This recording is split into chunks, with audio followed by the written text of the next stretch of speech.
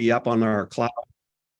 That record will be up on our cloud account that we have for just another month or two until after the reunion, and anybody will be able to access it. So I'll send a link from this recording to Bob Hicks after our meeting today, and I would guess he'll get that out to the classmates within a couple of days. So, all right, with that, I'm going to highlight Ted, spotlight him, and I'm going to spotlight Mr. Brown as well.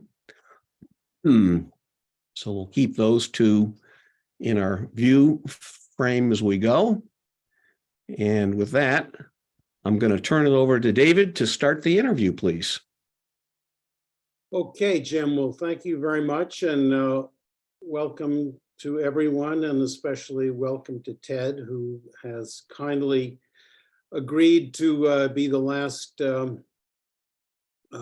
victim in 73 Speaks, and to fit this into his working day. Ted is the chairman of the Department of Music at Dartmouth College. We don't say chairman anymore, Dave. It's chair. Chair, okay. Gotta be. Pardon me. And where he's been since 1991. But I'll tell you, it's been a long and winding road, so we better get started on it. So Ted, why don't you, and Ted, by the way, is speaking to us from his office, but he lives in Norwich, Vermont, which is across the Connecticut River from Hanover, I believe.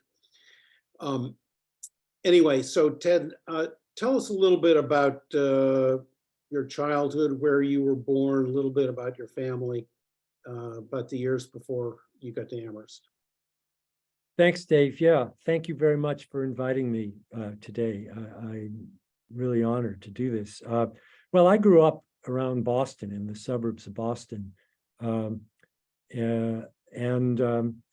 when I was a senior in high school, I opted to basically sort of opt out of senior year by writing a long paper on utopian communities.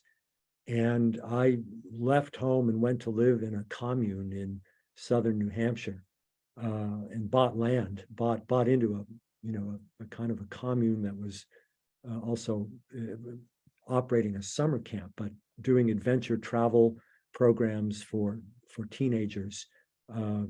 So that was a very formative experience, and started to provide me with some of the opportunities that I followed up on later to explore rural life in different parts of the world. And you also studied Russian in high school, which proved very useful, and perhaps even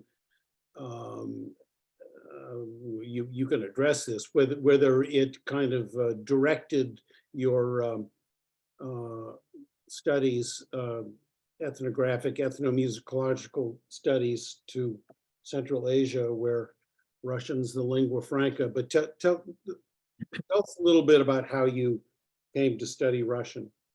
Well, if you remember, when we were in high school, mid-60s, the United States was still responding to the launch of Sputnik by the Soviet Union, and Congress had allocated funding to start Russian language programs, both in high schools and colleges and universities.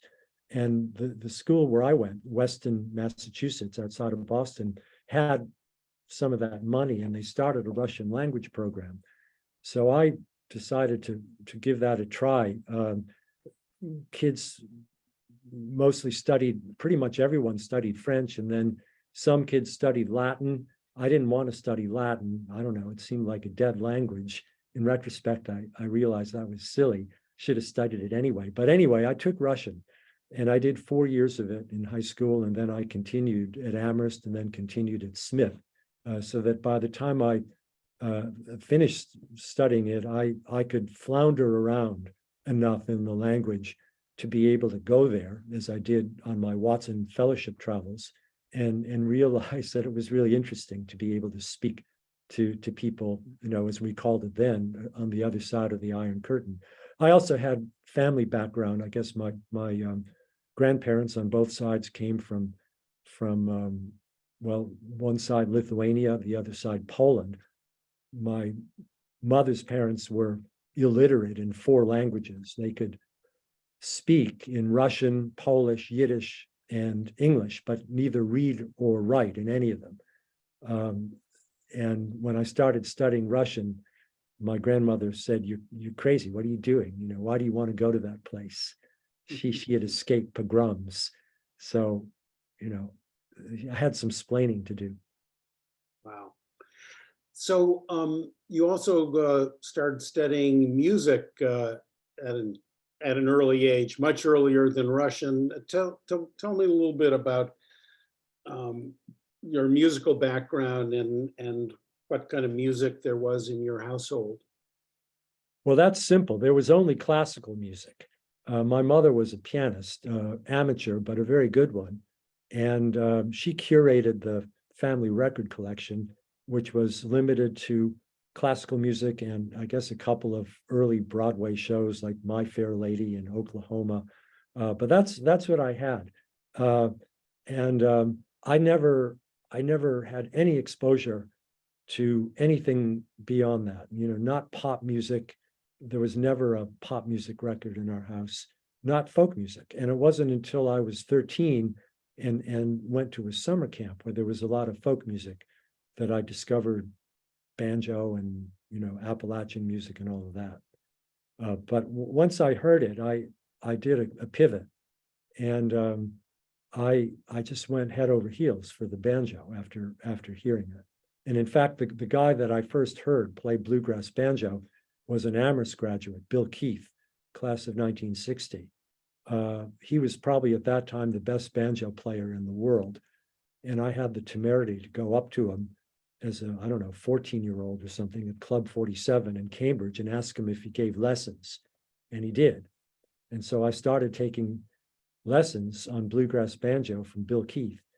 And I learned that Bill Keith had gone to Amherst College. And I figured, well, if he could go to Amherst College and play banjo, maybe I could do that too. So that was pretty much my motivation for applying. So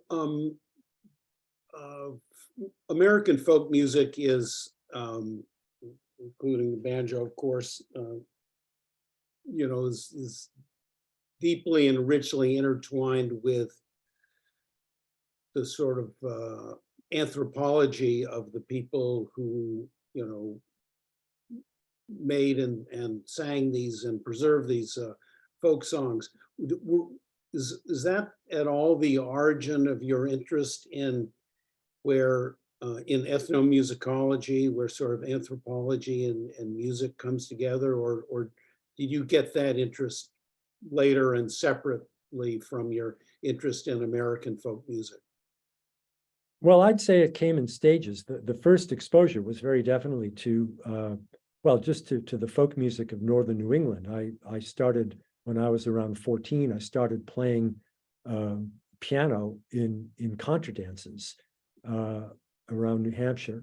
And then a little later, a couple of years later, I broke my arm and had it in a sling for quite a long time, sort of shoulder. I couldn't play the piano, but I could pick up an old violin that I had played a little bit in grade school and given up on.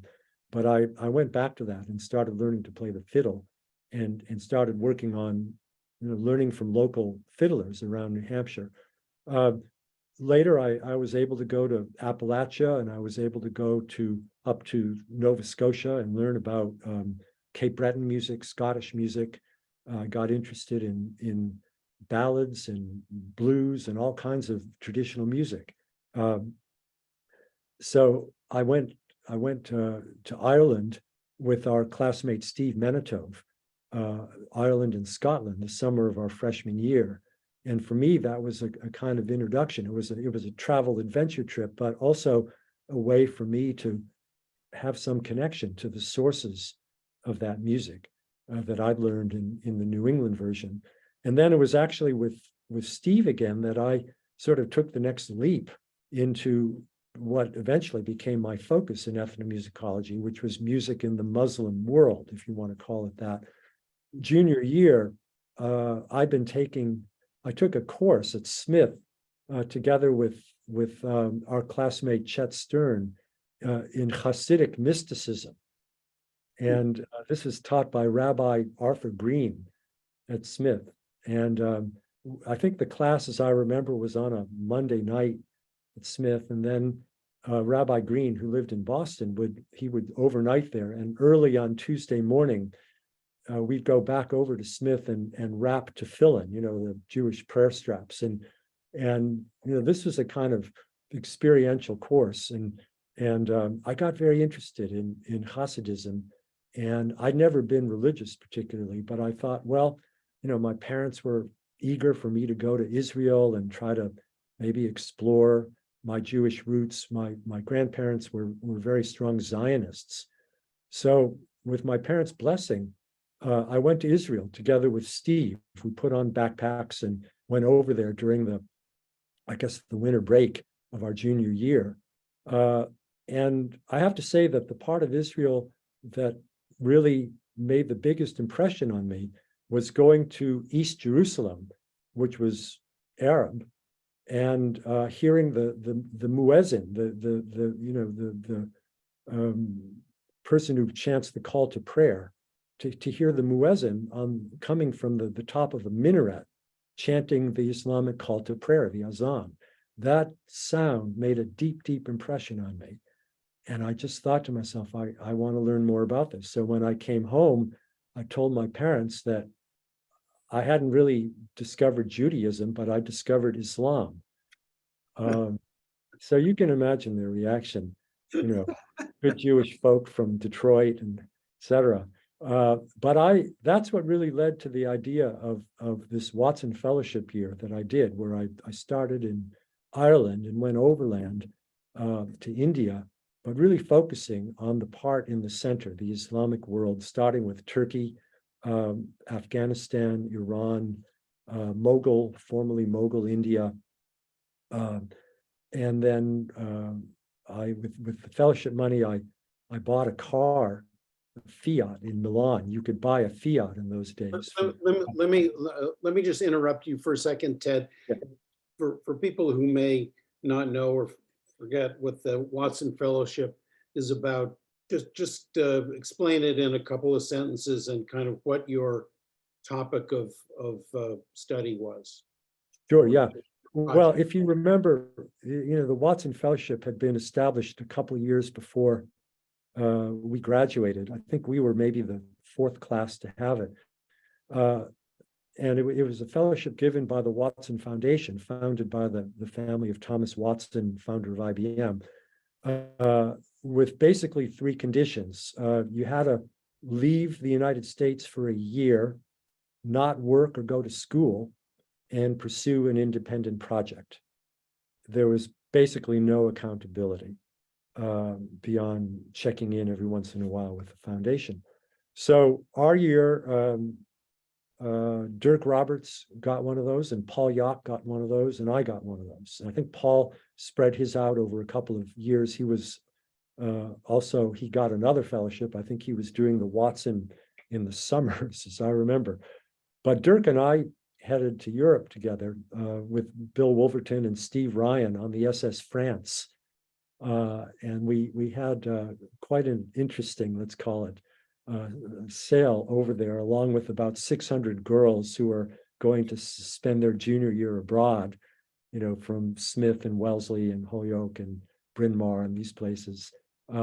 Anyway, my project was to interrogate this cliche that music is an international language or a universal language. And I thought, well, people say that, but to what extent is it really true? So I thought I'd find out. So I started traveling, and I started in Ireland, went to India, came back to Europe around 2/3 of the way through the year, bought a car with what was left of the fellowship money. $2,400 would buy you a Fiat in those days. Drove it out of the Fiat factory in Milan, and after picking up my brother in Luxembourg, headed to the Soviet Union. And when we got to the border between Poland and Ukraine, they took my car, put it up on a lift, set some German shepherds loose on it, basically to see whether I was hiding any people. Who would want to bring people in under your car? But I guess they were checking on that. Unscrewed the upholstery to look if I was bringing in any kind of secret stuff in the door, the wall, the door of the car, etc., and sent me on my way. And I was inside the Iron Curtain, and I spent a month driving around the Soviet Union. You could purchase a camping itinerary through Intourist in those years, and you'd stay every night in a campground. It was very cheap, and you had to show up where they said you would, or where you said you would, and they'd lock up your car overnight and take away your passport, and then give it back to you the next morning, and you drive on. So I went that way over the Georgian military highway, so-called. It's really just was a 2-lane road then, dirt road, over the Caucasus mountain range and down into Georgia to Tbilisi, and around Georgia and Armenia, and back up around the Black Sea, and then up to Kiev. And there I got essentially pulled in by the, let's just call them authorities. I'm not even sure exactly who they were, but they accused me of, I guess it would translate as behavior unbecoming of a foreign guest and making derogatory statements about the Soviet Union.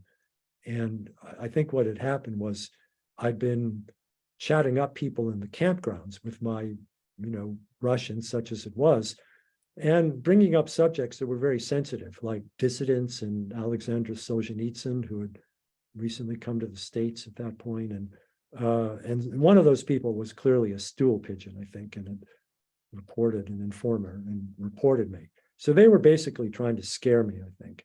But I was scared. I was supposed to spend another week or so, I think, in the Soviet Union, but I changed my plan, and next day I drove my car out into Romania and headed back west. So, Ted, when you went out on your Watson, did you have, and you were trying to test the hypothesis that music was a universal language? That's actually a metaphor. But had you studied anthropology or sociology, or did you have a method in mind that you were using, or were you talking to people, playing music with them? How did you sort of ask the questions and get into that conversation? Well, to the first of your questions, no, I was incredibly unschooled and really ignorant, and to my chagrin, later I realized, I had never taken advantage of Amherst's wonderful anthropology department. I had taken some independent study courses where I had basically developed my own curriculum in ethnomusicology.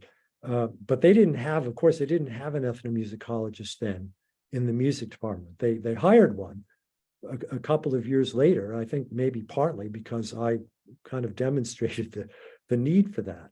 Now, of course, they have an ethnomusicologist there. They have for many years.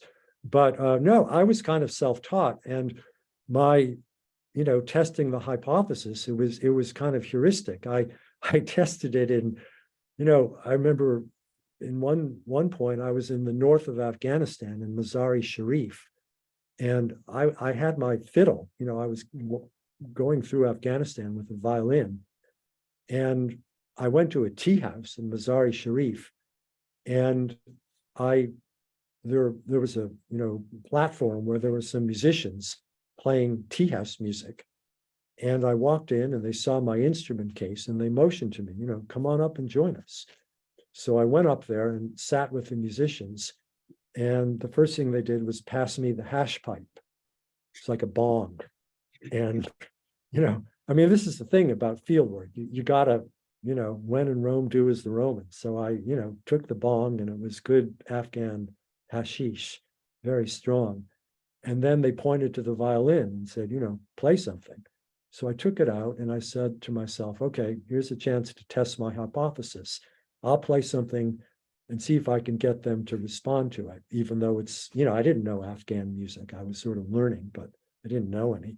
So I played them what I knew, which was an Irish jig, very rhythmic, very kind of snappy. And I thought, I was smiling, playing away. And I stopped my music and I looked at them, and it was a total non-compute, simply no reaction, no response.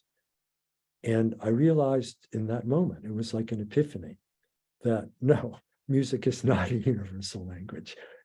These guys did not in any way respond, not positively, not negatively. It was just a non-compute. And that really got me thinking about what it is that people respond to, at what level, how deeply do you need to go into music before you find something, if there is something, that's maybe elicits a kind of universal response. And I'm still thinking about that question. In fact, I'm just finishing teaching my course in global sounds next week for our spring term. We're on quarters here, so it doesn't end until next week. And I just wrote this question for my students to address for their final paper, which is basically that one, to use evidence to address that cliche, a hoary cliche to be sure, that music is a universal language based on what we've done in the course. My bet is that it isn't, but we'll see what the students say. It's really interesting. So, as you look back on that epiphany from all you've learned and all your research, is the reason that it was so foreign to them, because of melodic structure or rhythm or something about the the architecture of the musical piece itself, or was it just that there aren't jigs in Afghan music? Or all of those things, I think.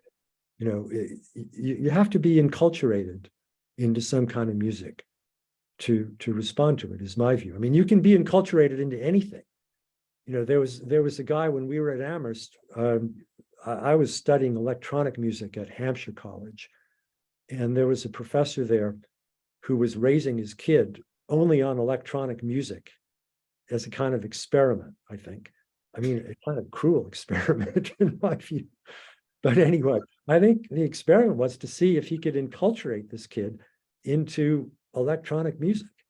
But I think there's strong arguments to be made that you can essentially be enculturated into anything, but it's a process. It takes some time, and then maybe deep down there may be some universals that you find in pretty much all music cultures, like octaves. There's a lot of octaves, but not all music cultures have octaves. So you can't. There's not a lot. Whenever you assume something in music, what I've found is that you can usually find an exception to the rules you think you have if you look widely enough. So, how is it that you landed on Central Asia, and in particular Uzbekistan, as the place of your research? How did that, was that something that someone suggested to you? Did you just gravitate to it naturally, or? Oh, well, it wasn't natural, of course, but again, there were sort of two phases to my enculturation into music in Inner Asia. The first one was Uzbekistan, as you said, and then the second one was Tuva, up in South Siberia. But for Uzbekistan, that was through my graduate dissertation field research. I went to Princeton and went there to study with a guy he was teaching musicology, Harry Powers, a great scholar of Western music history and theory. But he had also, in the early 1950s, gone to India to study Indian classical music, or what's glossed as classical music there, from the perspective of sort of music theory, studying it as a coherent musical system. And he'd written about it, and I really went there to study with Harry Powers. And when I finished my general exams, Harry called me in and said, well, all the good topics have been taken. He said, I liked Indian music a lot. But he said, don't even bother with Indian music. All the good topics are taken. There's nothing left to do there.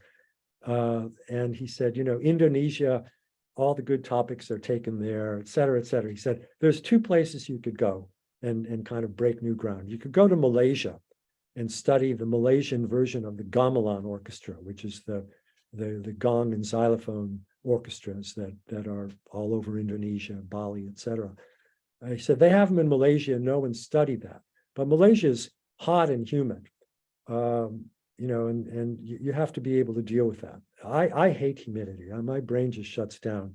So I said, no, I don't want to do that. And he said, well, there's one more place you could go, Central Asia.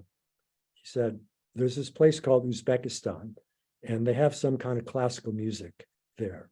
And he said, and these were his words, he said, the music is boring as shit.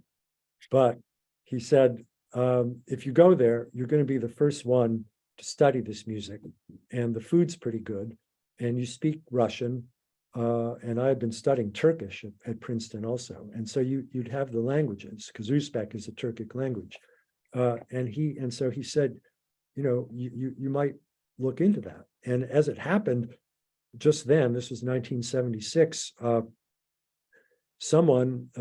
another ethnomusicologist who taught at Wesleyan, had just been in Tashkent, the capital of Uzbekistan, and sort of opened an opportunity there through the official exchange between the US and the USSR for some American grad student to come to Uzbekistan and study music.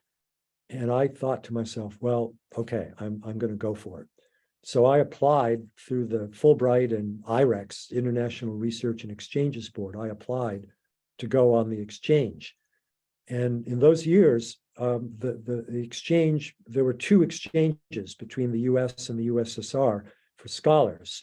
One was for hard sciences, and the other was for humanities and social sciences. In humanities and social sciences, there was a total of 23 people exchanged every year. And the Soviet Union sent mostly people, I don't know, they were interested.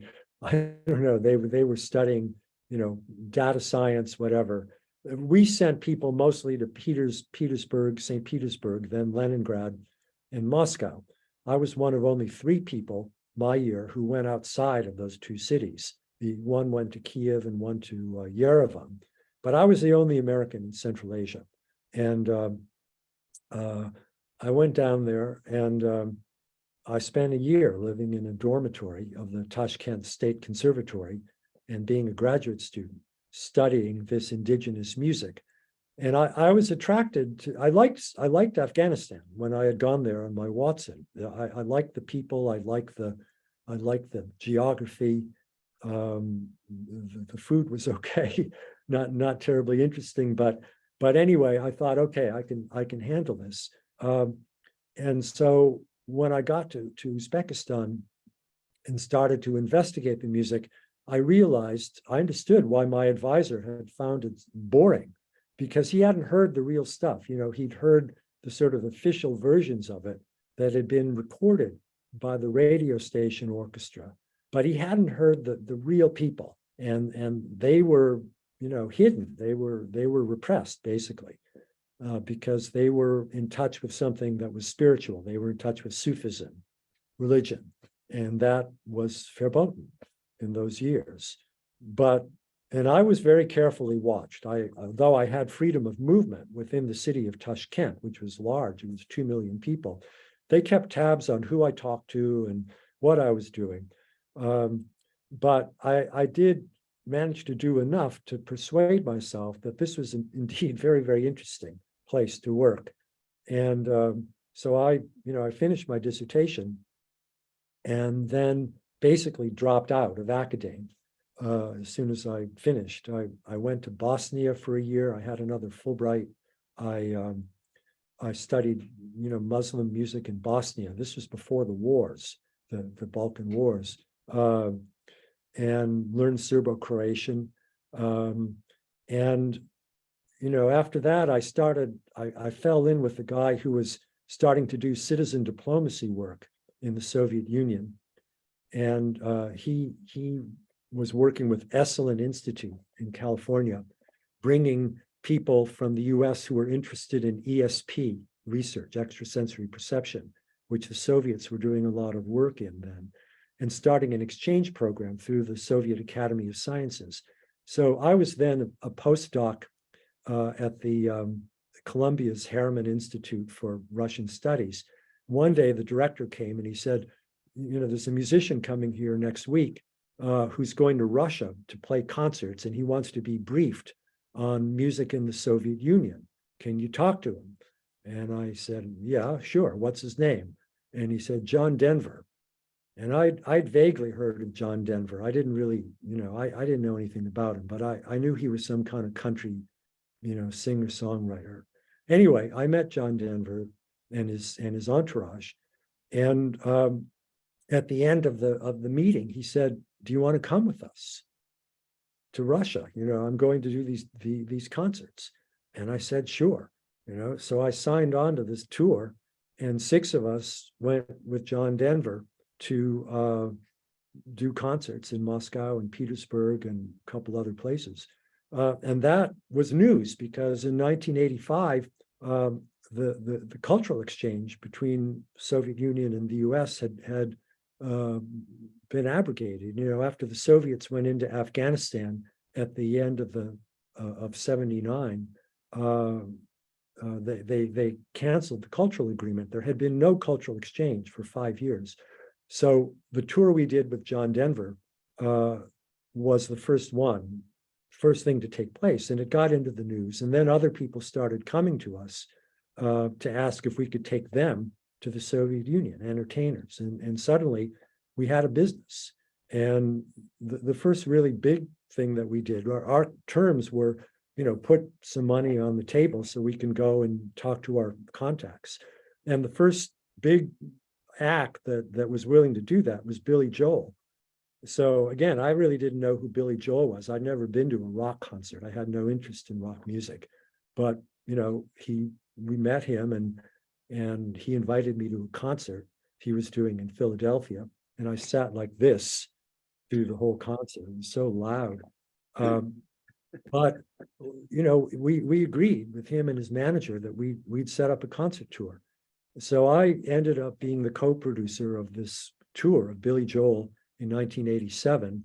We did stadiums in Moscow and Petersburg, drove 6 trailer trucks from London with all the equipment. And it was the first fully staged American rock and roll tour ever in the Soviet Union. And there are a lot of funny and not so funny stories about that tour. But at the end of it, the Soviets who were, we were in touch with, and at that time, if you were working with this organization was called Goskoncert, Government Concert Organization. They had a monopoly on all arrangements for foreigners giving concerts there. If you were working with them, you basically assumed that the people you were working with were KGB. They didn't say that openly, and you didn't say it openly, but it was a kind of unspoken understanding that that's who you were dealing with. Anyway, at the end of this concert tour, they came to me and said, we're grateful to you for what you did, because it sort of put Russia, Soviet Union on the map as a place where, they were like the rest of us. You could do rock and roll concerts there. And they said, what can we do for you? And I said, well, I want to go to Tuva. And they were incredulous. Tuva's in Siberia. I mean, I don't know what they thought I'd say, but anyway, it wasn't, I want to go to Tuva. And Tuva was at that time a diplomatically closed part of the Soviet Union. Part of the Cold War was a quid pro quo of closing parts of our respective countries to the other citizens of the other one. Soviets, for example, could come to the United States. They'd come to New York, but they couldn't go to Brooklyn because of the Brooklyn Naval Yard, which actually had been decommissioned, I think, in the late 60s, but they couldn't go there. And likewise, Americans couldn't go to Tuva. So I ended up being the first American who went there. Actually, I take it back, the second American. The first was a biologist who was studying the mating behavior of the dwarf hamster. But I don't think she knew she was in Tuva. I think, the Soviet expedition she was with ended up there studying, searching for dwarf hamsters on the steppe. But I was there because I wanted to be there. And that's how I got to Tuva. So that was sort of the second installment of the Inner Asia research. But between the two places, Central Asia, focusing on Uzbekistan, and South Siberia, I've logged a lot of time, in the hinterlands of that country. And eventually, after the end of the Soviet Union in 91, I was able to really, go off the grid and go to very, very remote places and explore and record and write about them. It should be noted for the record that another early fan of Tuva was Richard Feynman, the Nobel physicist from, I think. Yeah, exactly. Yeah, Nobel Prize winning physicist. He's from Caltech, yeah. Yeah. I don't know how he got interested in Tuva, but he wrote some stuff about it. He was a big fan. He actually, that's how I got the first recording of Tuva. I had this group in New York. I was part of a group called the Harmonic Choir that was active in the late 70s and early 80s in New York. And we made a record in the summer, I guess it was 1982, came out, and it got on some lists of best record of the year, and Time magazine, and I don't know, a couple others. Anyway, it was overtone singing. We'd all taught ourselves this technique of how to articulate overtones, so you'd appear to be singing two notes at the same time, but in a choral version, 7 of us.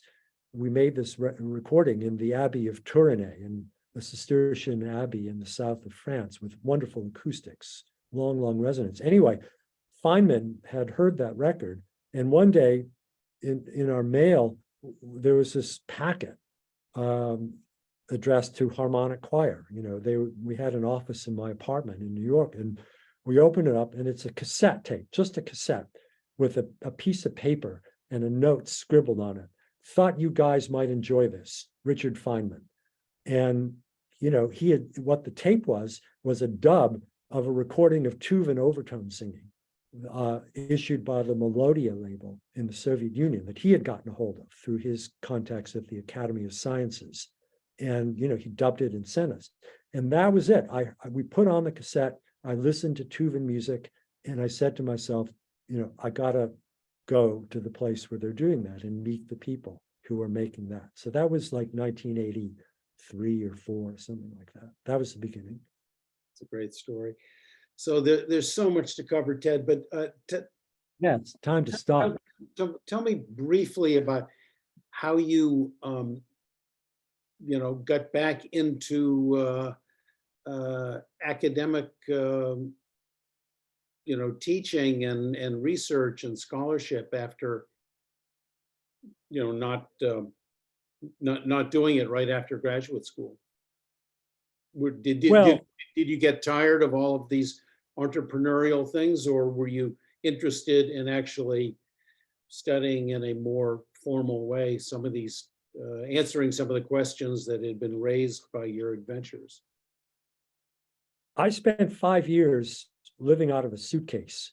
I was on the road so much that it made no sense to have even an apartment. And I just lived out of a suitcase, most of the time in the Soviet Union, but traveling. And after doing all these really adventurous and, some of them pretty crazy things in the Soviet Union, there's a whole bunch of them, but we don't have time for that. But, some of them involving bringing celebrities to realize their fantasies of glasnost and perestroika, bunch of things.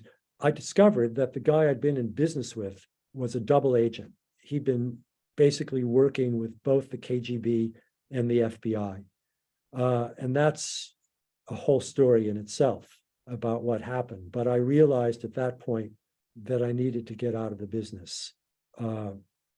And I, Why I mean, did you know, you think it was, were you in danger, or you just didn't want to be associated with this sort of hidden world of espionage? well, the thing was, he, first of all, of course, he deceived me. But it was, in retrospect, I should have figured out why we were able to do some of the things we were able to do. And it was because the people we were dealing with in the Soviet Academy of Sciences and Gosskonzert, they were all KGB. And again, it was fine. We knew that. We knew they were KGB. But what I did not know, and what one is not supposed to know or do, is, actively be engaged with them. But my business partner, it turned out, was, and at the same time was apparently working as an informant with the FBI. I didn't want any part of that. And, I also realized that we could be blackmailed. And so I dissolved the partnership. And just at that time, I got an invitation from Princeton to go and teach there, filling in for my erstwhile advisor who was on leave. And I did that, and I enjoyed it. I had wanted to leave academia after defending my dissertation, but I enjoyed teaching there. And then the next year, the same sort of thing happened at Wesleyan. I got an invitation to teach there for a year, filling in for someone who was on leave. I enjoyed that. They have a very good world music program. And then again, sort of pure happenstance, my advisor called and said, Dartmouth is looking for an ethnomusicologist. I wasn't looking for a job, really. I was still producing and, being an impresario, but I liked Northern New England, and I thought, well, I'll throw my name in the hat. And, ironically, the person I replaced was Bill Cole, who had been teaching at Amherst when we were students. He had offered a course in ethnomusicology, in fact, our sophomore year, but he'd been driven out of Dartmouth by the Dartmouth Review, which was this very conservative campus magazine. They'd thrown eggs at him and accused him of this and that. And he had resigned and sued the Dartmouth Review, and, suddenly there was a place open. I applied. That's the place I have. So I've been back here, as you said, since 1991, but I had a 5-year leave at the end of the 90s to work with Yo-Yo Ma on the Silk Road Project, which he had just started. And he read this book I wrote called The 100,000 Fools of God, Musical Travels in Central Asia and Queens, New York. Oh, you've got it. There it is. Yeah. So be careful what you wish for. I thought, well, I'm going to write this book. And, that was my tenure book, as you'd say in academia. And I said to myself, I'm just going to write the book that I want to write. I don't, if I get tenure, fine. If I don't get tenure, fine, because I know how to make a living. So that book is basically, I don't know whether it's musicology disguised as travelogue or travelogue disguised as musicology, or maybe a little of each. But basically, it's written in a narrative travelogue form about music in Central Asia. Yo-Yo Ma read it, and he liked it, and he got in touch with me and said, do you want to work on the Silk Road Project? So I spent 5 years, well, not 5, I spent, I guess about 4 years with him, building the Silk Road Project, creating the Silk Road Ensemble, doing this big series of festivals around the world, which culminated with the Smithsonian Folklife Festival in Washington, D.C.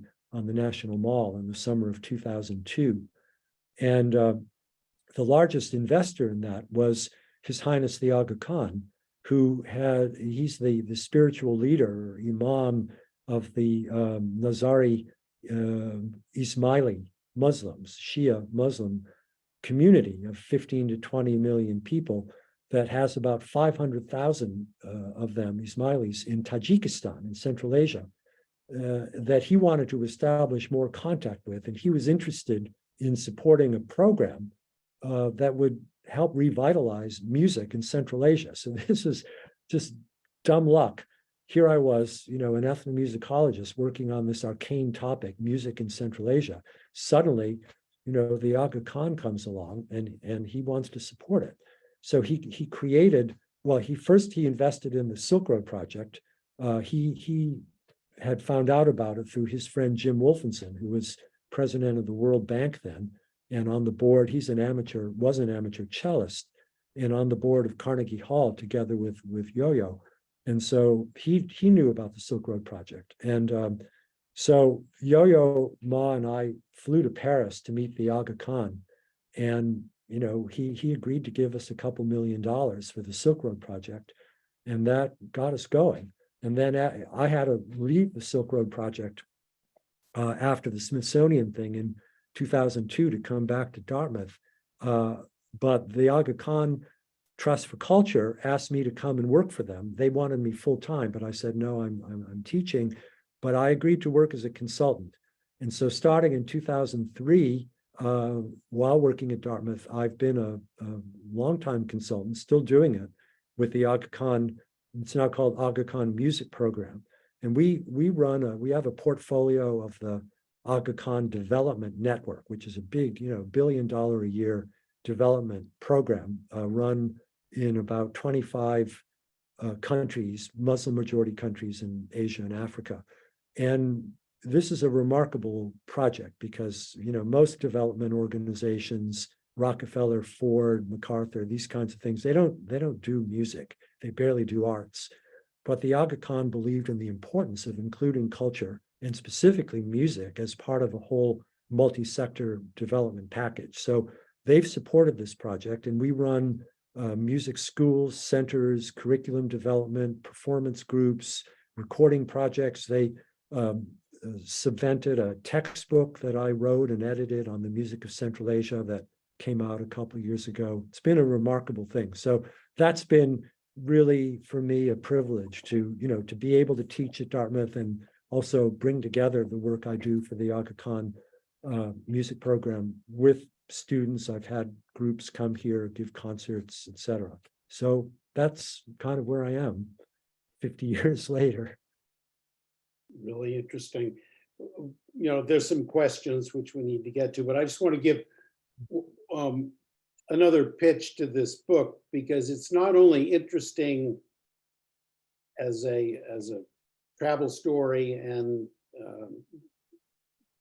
about the music, but it also has this sort of sub-narrative of the unwinding of the Soviet colonial world in Central Asia and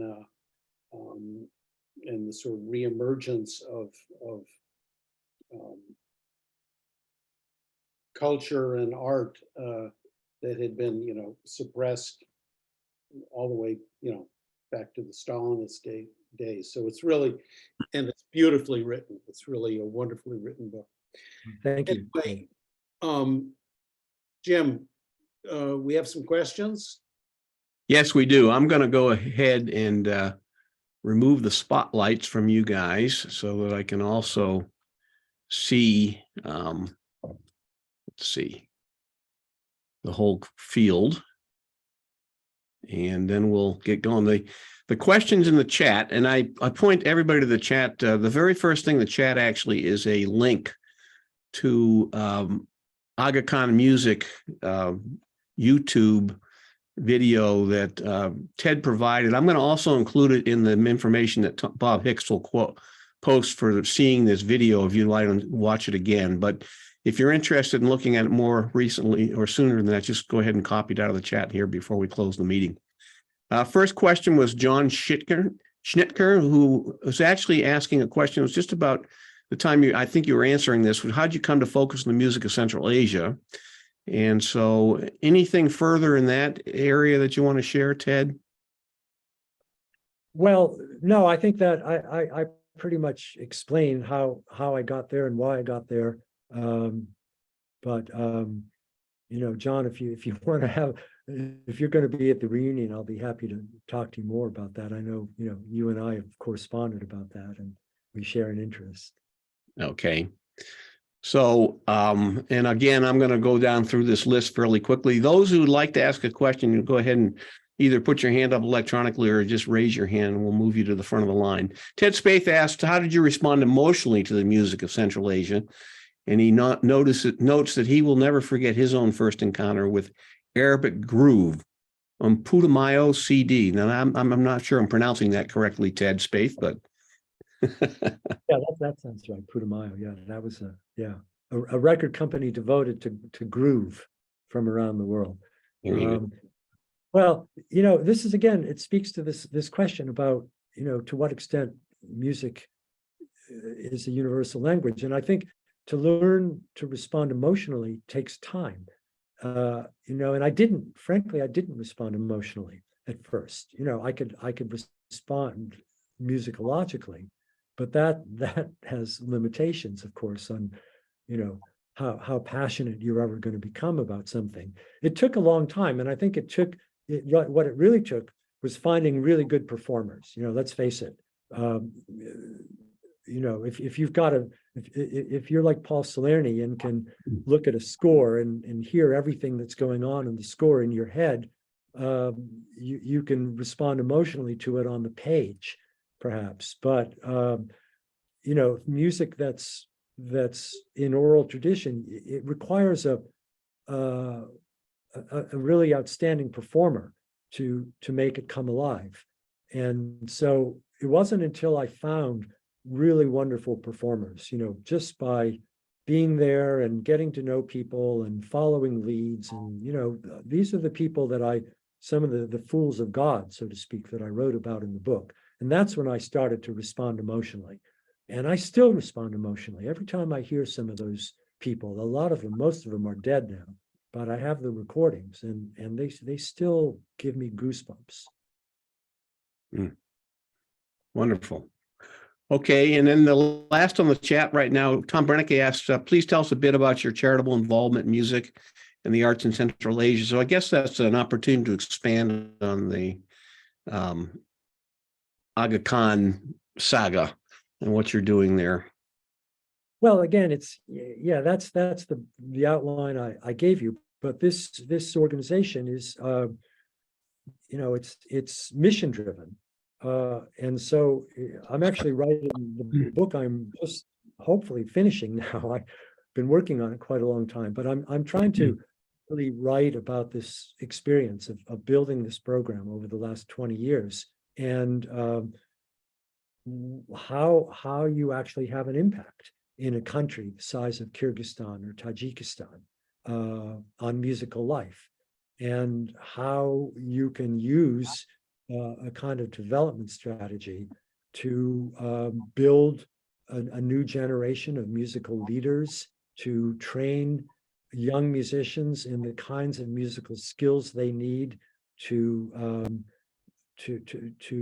network, to play, to cross cultures, to bring their own music into contact with music from other cultures, to compose, to improvise, and to find a way to be creative, both to expand their own traditions and to be open to other traditions. So all of those kinds of things are what we're doing with this project in a number of different ways. Okay, very interesting. Bob Hicks, I see you've raised your electronic hand, so if you'll unmute and speak.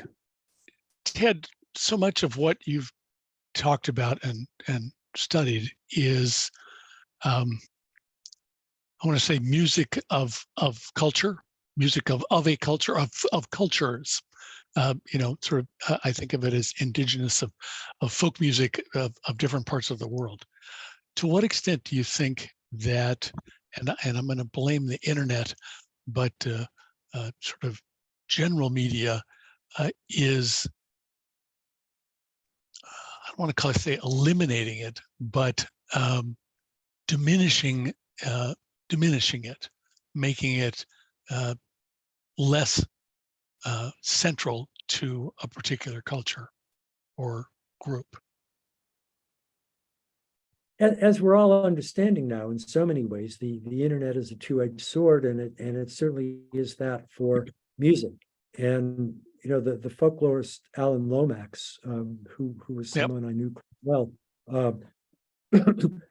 invented this term cultural grayout to express what he feared would be the result. This is, of course, before internet had much of an effect, but just basically the globalization, the commodification, the availability of Western music around the world, even in earlier forms before widespread internet availability. Alan feared that it would wipe out these local traditions. But I think the evidence shows that while that maybe it has happened in some cases, the reverse is also true, that the internet provides a platform to anyone with a mobile phone, basically, who can hook up to Wi-Fi. You know, you can be a nomad in Mongolia or Tuva and get your music up on the internet, and people can hear it. And so, you know, you can hear, for example, I was just, for my class last week, I was playing a recording of this Mongolian, it's a heavy metal throat singing group called the Who, H-U. Some of you may have heard of it. They've got 45 million hits. You know, that's I don't know, 20 times more than the whole population of Mongolia. So clearly their music's getting out, you know, and Tuva also is a remarkable story of a very small people in Siberia. You know, there's around 300,000 of them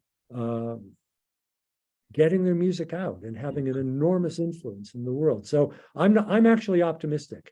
And I should just say, we're coming up to the end of our hour, but maybe to mention that I have a sabbatical coming up next year, starting in September, the 50th year since getting the Watson Fellowship.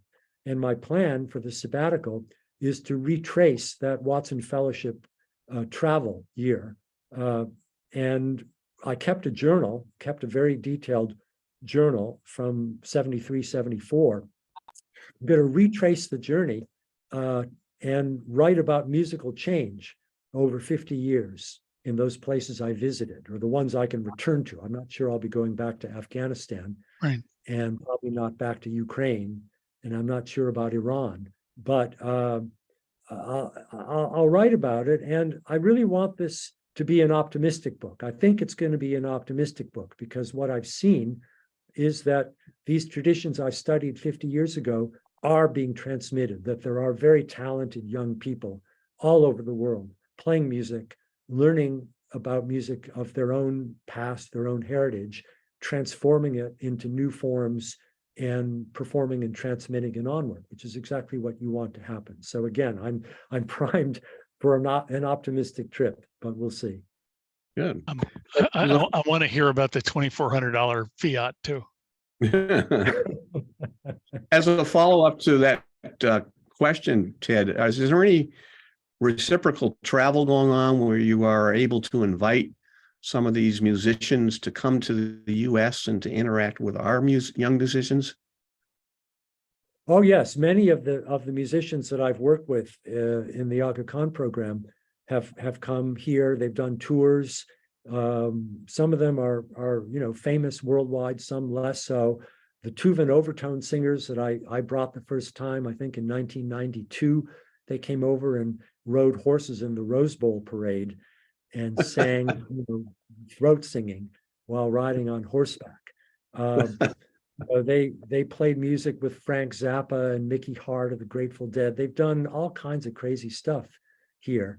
So there's been a lot of reciprocity. They're still coming back. In fact, they came just this last winter. They were here in my class. So yes, a lot of reciprocity.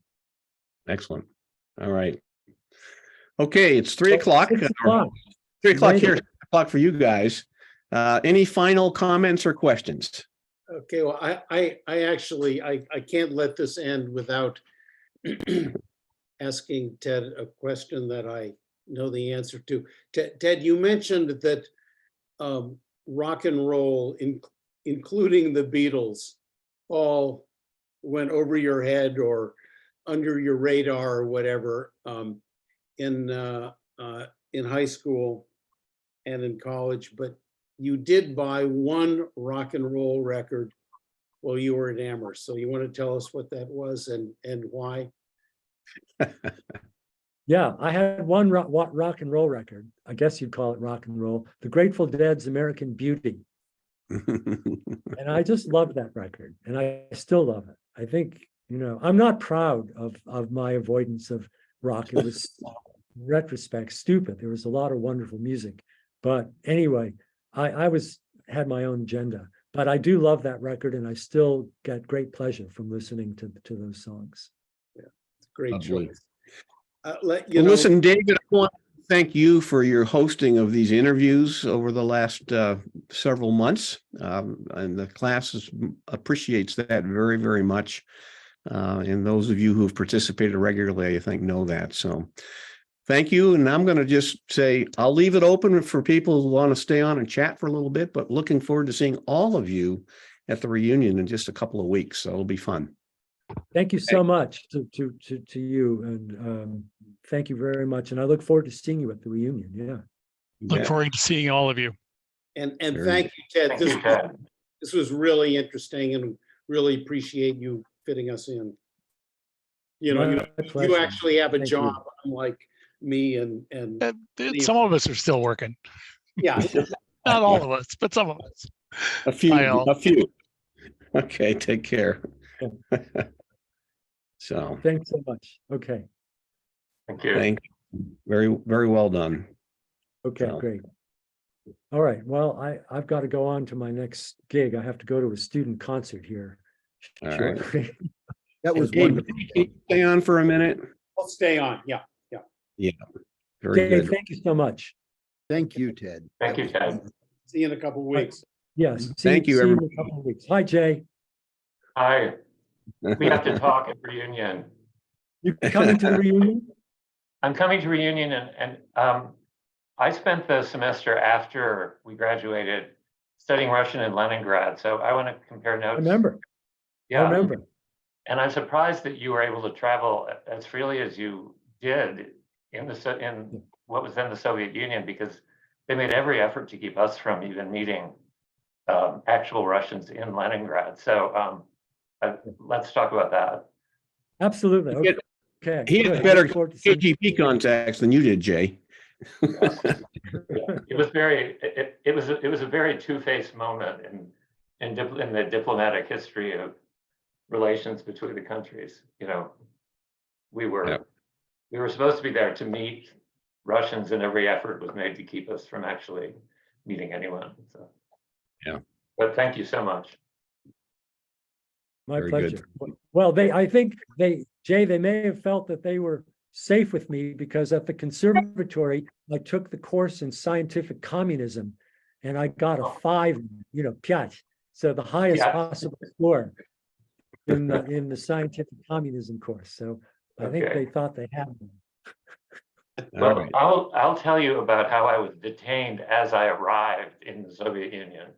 It sort Oh, great. of balances out your experience. Great. We'll share detainment Yes. story. Yes. All right. I look forward to seeing you soon. Same there. Okay. Thanks Bye, again, everybody. Jim, Dave, everyone. Okay. Thank you very much. See you Good job. I'm going to stop the recording now. soon. Bye-bye.